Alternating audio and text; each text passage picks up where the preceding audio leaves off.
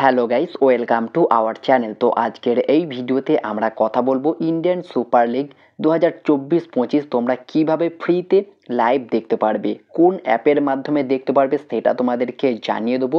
মোহনবাগানকে নিয়েও গুরুত্বপূর্ণ আপডেট রয়েছে। ইস্টবেঙ্গল তারা আইএসএল ম্যাচ বাতিলের জন্য চিঠি দিল, কিন্তু কেন এমনটা করলো সেটা নিয়েও কথা বলবো। কেরালা ব্লাস্টার্স এফসির নতুন হেড কোচ হিসাবে আবারও ব্যাক করতে চলেছে ইভান ভুকোমানোভিচ। হায়দ্রাবাদ এফসি দারুণ রেকর্ড করলো এই মরশুমে।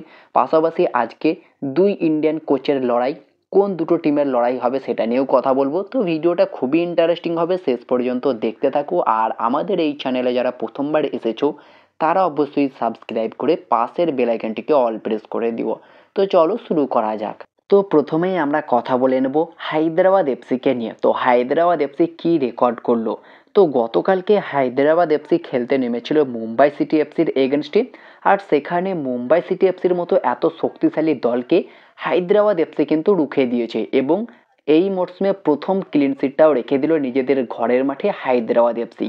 0-0 গোলে ড্র হলো ম্যাচটা। খুবই ইন্টারেস্টিং ম্যাচ ছিল, দুটো দলই অনেক চান্স পেয়েছিল গোল করার, তবে মুম্বাই অনেক বেশি ভালো চান্স পেয়েছে, একার দমে রুখে দিয়েছে বলতে পারো হায়দ্রাবাদ এফসির গোলকিপার আর্শদীপ সিং। অবশ্যই প্লেয়ার অফ দ্য ম্যাচ অ্যাওয়ার্ডটাও তিনি পেয়েছেন, যথেষ্ট ব্রিলিয়ান্ট পারফর্ম করেছে। তো সেখানেই হায়দ্রাবাদ এফসির কিন্তু এই মরশুমের একটা বড় রেকর্ড। এই মরশুমে তারা প্রথম ক্লিন শিটটা পেল নিজেদের ঘরের মাঠে, তাও আবার মুম্বাই সিটি এফসির মতো এত শক্তিশালী দলের এগেনস্টে। পাশাপাশি তারা আরও একটা রেকর্ড করেছে, বেঙ্গালুরু এফসির মতো দলকে তারা কিন্তু রুখে দিয়েছিল।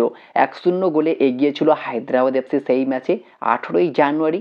আর বেঙ্গালুরু এফসি প্রায় 75 মিনিটের পর, মানে ড্রিঙ্কস ব্রেকের পর, সুনীল ছেত্রী একটা গোল করে দেয় 78 মিনিটের মাথায়, এবং সেই ম্যাচেও কিন্তু 1-1 গোলে ড্র হয়। তো হায়দ্রাবাদ এফসি এই মরশুমে এই দুটো ম্যাচ কিন্তু সবচেয়ে বেস্ট এবং স্ট্রং ম্যাচ বলতে পারো, আর এই ম্যাচেই তারা কিন্তু দুটো শক্তিশালী দলকে আটকে দিয়েছে। তো যেটা হায়দ্রাবাদ এফসির একটা ভালো রেকর্ড এই মরশুমে, বিশেষ করে কালকের ম্যাচটা তো বলতেই হচ্ছে।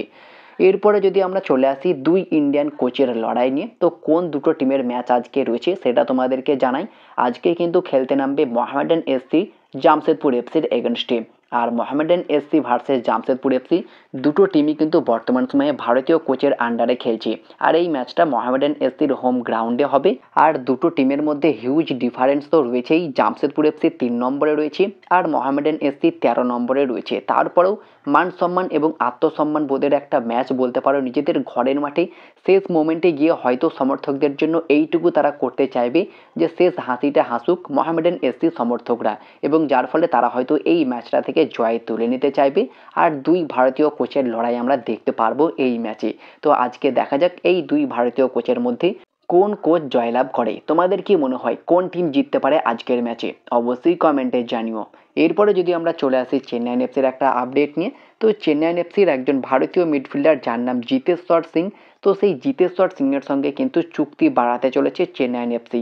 যেমনটা খবর বেরিয়ে আসছে, মেবি তিনি পরের মরশুমটাও চেন্নাই এফসিতে কন্টিনিউ করতে চলেছে, যেমনটা আপডেট বেরিয়ে আসছে। পুরোপুরি কনফার্ম আপডেট বেরিয়ে আসলে অবশ্যই তোমাদেরকে জানিয়ে দেবো। এরপরে আমরা যদি চলে আসি ইস্টবেঙ্গলের খবরে, তো ইস্টবেঙ্গল কেন আইএসএল ম্যাচ বাতিলের জন্য অনুরোধ করছে আইএসএল কর্তৃপক্ষকে বা এফএসডিএল এর কাছে। তো সূত্রের খবর অনুযায়ী জানা যাচ্ছে ইস্টবেঙ্গলের আগামী 5ই মার্চ এএফসি চ্যালেঞ্জ লিগে কোয়ার্টার ফাইনালের প্রথম লেগের ম্যাচ রয়েছে, সেই সঙ্গে আইএসএল এর ম্যাচ রয়েছে 8ই মার্চ নর্থ ইস্টের বিরুদ্ধে। পরপর ম্যাচ থাকার কারণে ইস্টবেঙ্গলের শেষ কয়েকটি আইএসএল এর ম্যাচের সূচি পুনর্নির্ধারণ করার জন্য এফএসডিএলকে চিঠি দিলেন, এবং এই ম্যাচগুলো বাতিল করে অন্য ডেটে করানোর জন্য কিন্তু একটা রিকোয়েস্ট করছে তারা এফএসডিএল এর কাছে। দেখা যাক তাদের এই রিকোয়েস্ট অ্যাকসেপ্ট করে কি এফএসডিএল, এইদিকে আমাদের অবশ্যই নজর থাকবে। তো এই বিষয়ে কনফার্ম আপডেট পাওয়া গেলে অবশ্যই তোমাদেরকে জানিয়ে দেবো। এরপরে যদি আমরা কথা বলি কেরালা ব্লাস্টার্স এফসিকে নিয়ে, তো কেরালা ব্লাস্টার্স এফসির বর্তমান অবস্থান তোমরা দেখতেই পাচ্ছ।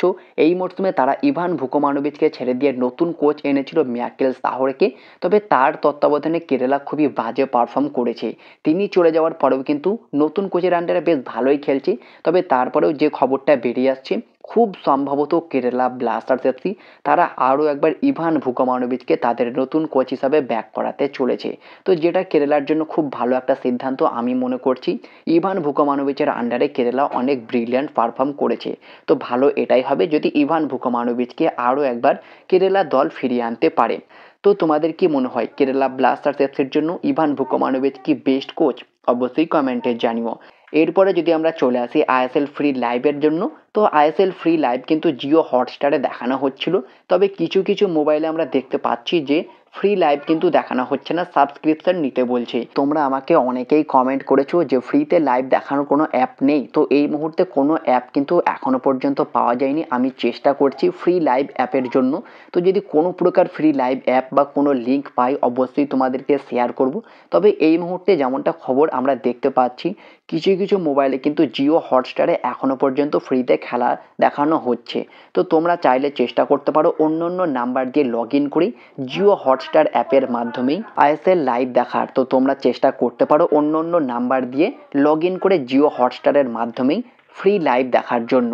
তো নতুন কোনো অ্যাপ আসলে অবশ্যই তোমাদেরকে জানিয়ে দেবো, বা কোনো লিঙ্ক পেলে অবশ্যই তোমাদের মাঝে শেয়ার করে দেবো। আপাতত তোমাদেরকে জিও হটস্টারেই দেখতে হবে। এরপরে যদি আমরা চলে আসি মোহনবাগানের হোম কামিং আপডেটটা নিয়ে, তো মোহনবাগান কিন্তু আরও একবার লিগ সিলটাকে হোম কামিং করতে চলেছে। আর মাত্র 3 পয়েন্ট পেয়ে গেলে আরও একবার লিগ সিল্ড মোহনবাগানের দখলে বা মোহনবাগানের ঘরে উঠে যাবে।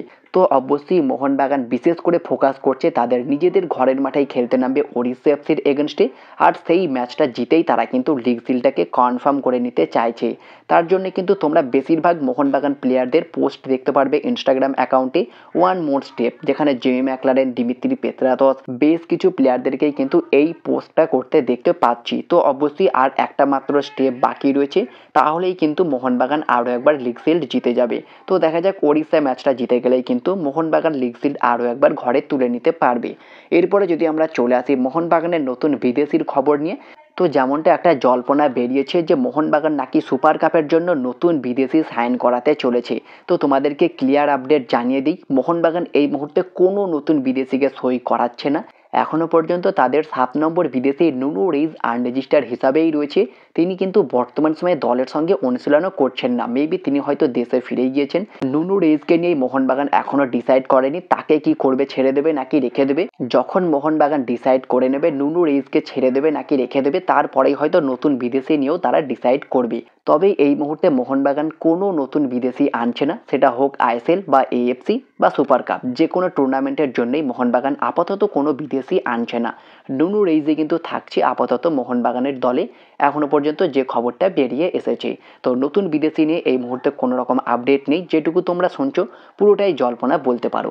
তো এই ছিল আজকের ভিডিও, যে সমস্ত আপডেটগুলো বেরিয়ে এসেছিলো তোমাদেরকে জানিয়ে দিলাম। ভিডিওটি ভালো লাগলে লাইক শেয়ার কমেন্ট অবশ্যই করে দিও, আর আমাদের এই চ্যানেলে যারা প্রথমবার এসেছো তারা অবশ্যই সাবস্ক্রাইব করে পাশের বেল আইকনটিকে অল প্রেস করে দিও।